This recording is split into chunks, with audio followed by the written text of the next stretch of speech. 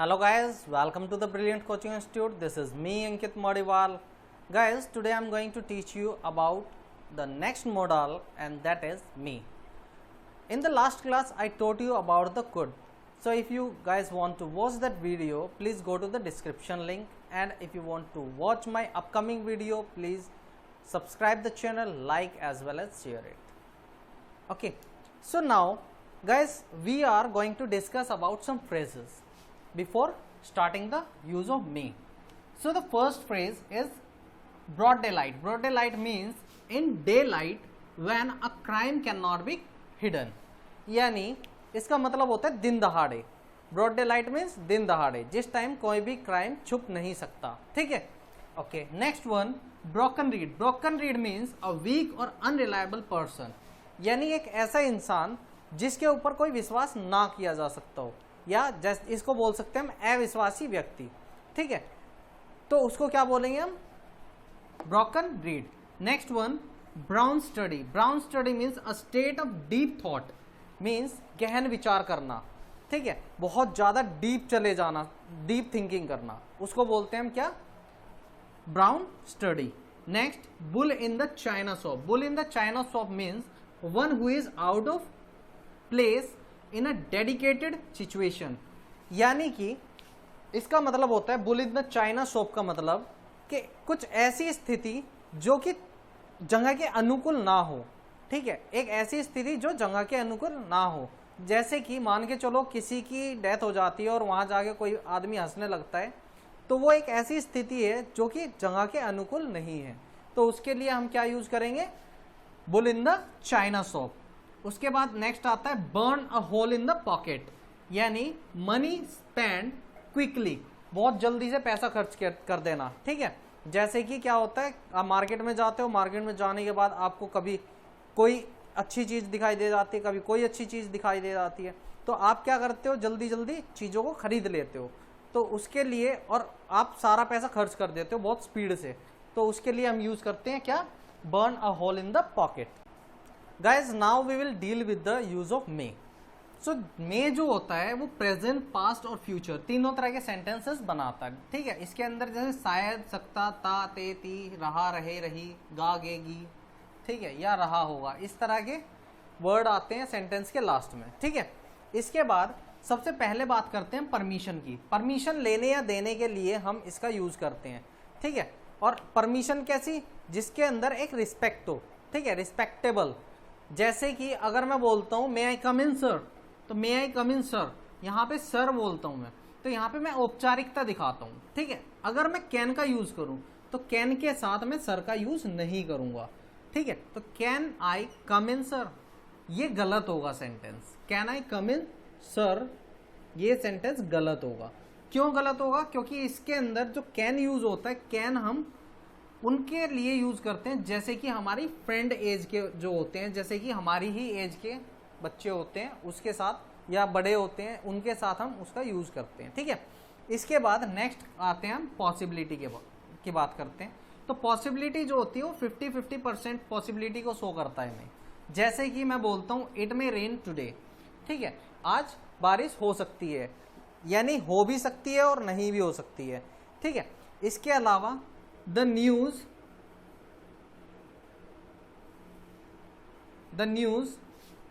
May be true. The news में be true, यानी news सच हो भी सकती है और नहीं भी हो सकती है. ठीक है, तो इसके लिए हम पॉसिबिलिटी के लिए भी मे का यूज करते हैं. ठीक है, इसके बाद नेक्स्ट बात करते हैं फैक्चुअल पॉसिबिलिटी की. तो अब फैक्चुअल पॉसिबिलिटी की बात करते हैं. Guys if you want to note it down then please pause the video and note this down in your notebooks.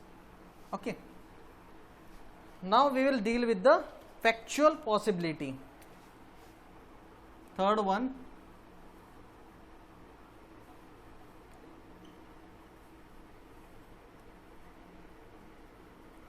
Factual possibility. देखो, फैक्चुअल पॉसिबिलिटी का मतलब क्या है? यानी कि जैसे कि कुछ फैक्ट होते हैं. ठीक है, जैसे अगर मैं ये बोल देता हूं it is cloud it may rain, जैसे बोलता हूं इट इज क्लाउड, इट में rain, it is cloud, it में रेन, बादल हो रहे हैं, बारिश हो सकती है, ठीक है। इसके अलावा जैसे ये बोलता हूं मैं the ground is slippery, the ground is slippery, the ground is slippery, the match may be delayed, the match may be delayed, okay, the match may be delayed। तो इस तरह के सेंटेंसेस हम इसके अंदर फॉर्म कर सकते हैं। या जैसे मैं बोल देता हूं it is late night, he may not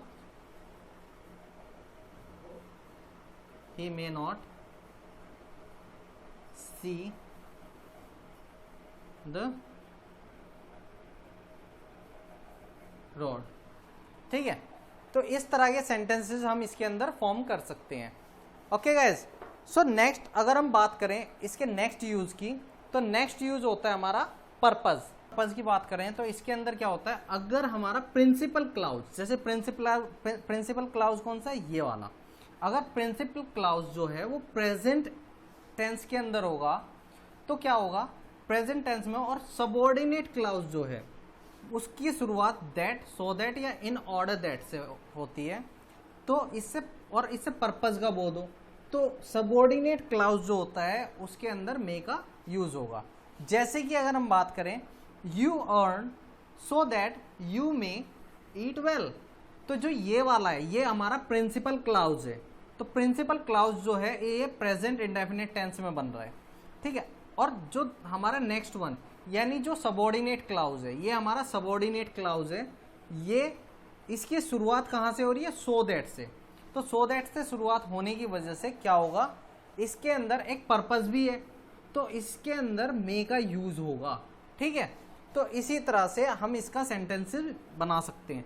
जैसे नेक्स्ट वन है we eat so that we may become strong, हम खाते हैं इसीलिए वी में बिकम स्ट्रॉन्ग, हम स्ट्रॉन्ग हो सकते हैं, ठीक है।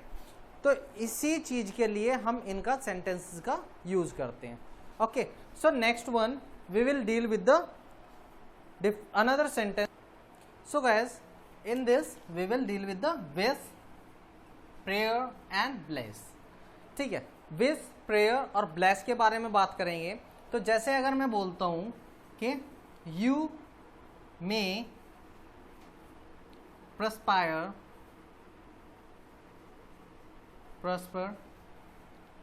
in life, तुम अपनी लाइफ में तरक्की करो, ठीक है। तो इसके लिए भी हम इसका यूज करते हैं, मे का यूज करते हैं, ठीक है। या जैसे कि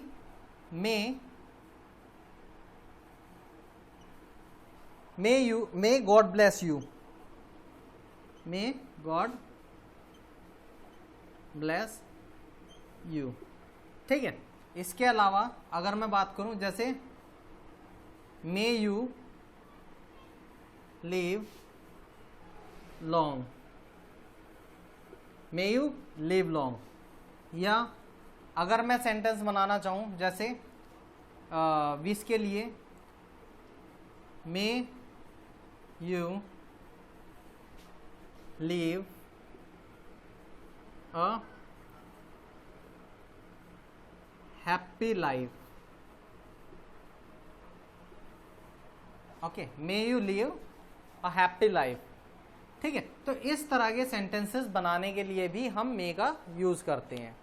ओके गाइस, नेक्स्ट वन क्या होता है, 6th one, to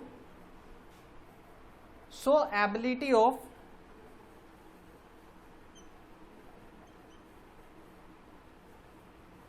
to show ability of any action,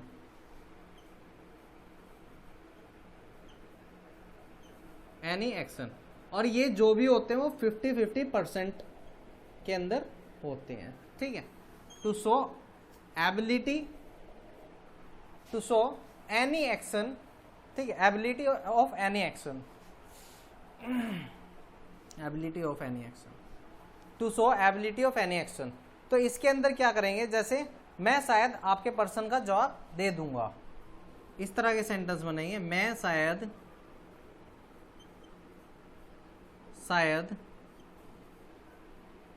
आपके प्रश्नों का जवाब दे दूंगा, ठीक है। I may answer of your question, I may answer of your question. Okay, next one, बच्चे शायद इसका हल जानते होंगे, ठीक है। बच्चे शायद इसका हल जानते होंगे, इसके लिए क्या लिखा जाएगा, द चाइल्ड में, द चिल्ड्रन में, चिल्ड्रन में हैव इट्स सॉल्यूशन, चिल्ड्रन में हैव इट्स सॉल्यूशन, ठीक है। इसके अलावा जैसे मैं बोल सकता हूं कि हम शायद इस परीक्षा को पास कर दें, ठीक है। तो इसके लिए आपका सेंटेंस क्या बनेगा, जैसे वी में क्लियर दिस एग्जाम और पेपर, ठीक है। हम शायद इस पेपर को क्लियर कर दें या इस एग्जाम को क्लियर कर दें, ठीक है। उसके बाद नेक्स्ट वन आता है 7th यूज ऑफ मे,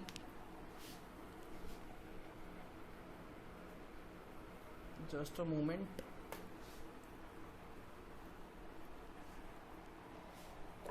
या 7th यूज जो होता है वो होता है टू शो पावर और कैपेसिटी, टू शो पावर और कैपेसिटी, टू शो पावर और कैपेसिटी, ठीक है। It's 7th one.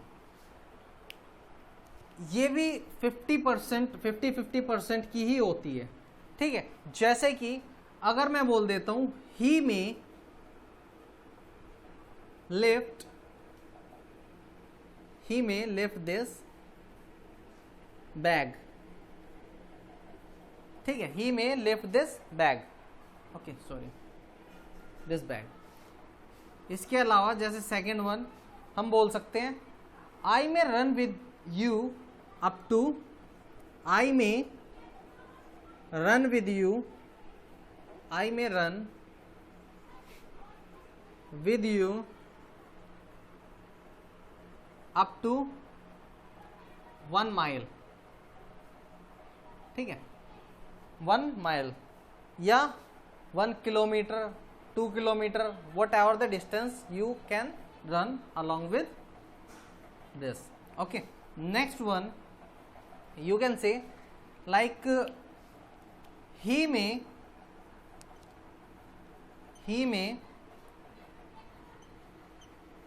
hold 20 kg weight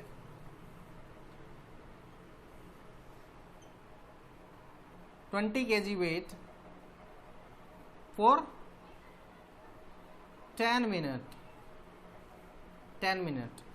ठीक है। वो शायद 20 किलो वजन 10 मिनट के लिए रोक सकता है या उठा सकता है, ठीक है। तो इसके लिए इन सभी इस तरह के सेंटेंसेस के लिए हम इसका मे का यूज करते हैं, यानी किसी को पावर दिखाने के लिए या कैपेसिटी को शो करने के लिए, लेकिन 50-50%।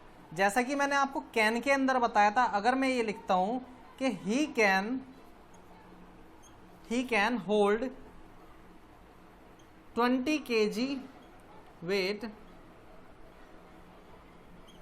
For 10 minute, 20 kg weight for 10 minute, तो वो अगर 10 मिनट वो उठा सकता है, यानी यहाँ पे नेसेसिटी आ जाती है, ठीक है, मतलब 99% वो ये काम कर सकता है। लेकिन मे के अंदर कंडीशन ये होती है कि वो 50% इसको कर सकता है, 50% नहीं कर सकता है, ठीक है। इसके बाद नेक्स्ट वन हम बात करते हैं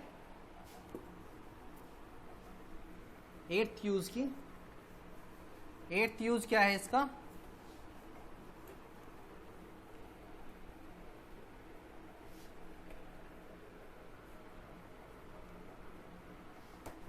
या 8th यूज होता है जैसे कि हम प्रोबेबल कंडीशन बताते हैं, ठीक है, जो कि मैंने आपको लास्ट जितने भी हमारे रूल्स थे या जितने भी टॉपिक्स थे उन सभी के अंदर मैं आपको ऑलरेडी बता चुका हूं वैसे, लेकिन एक और चीज बता देता हूं। 8th वन है क्या कि मे और कैन, इनके बीच में ये डिफरेंस होता है। ये क्या बताता है? प्रोबेबिलिटी को बताता है, ठीक है, प्रोबेबल कंडीशन को बताता है।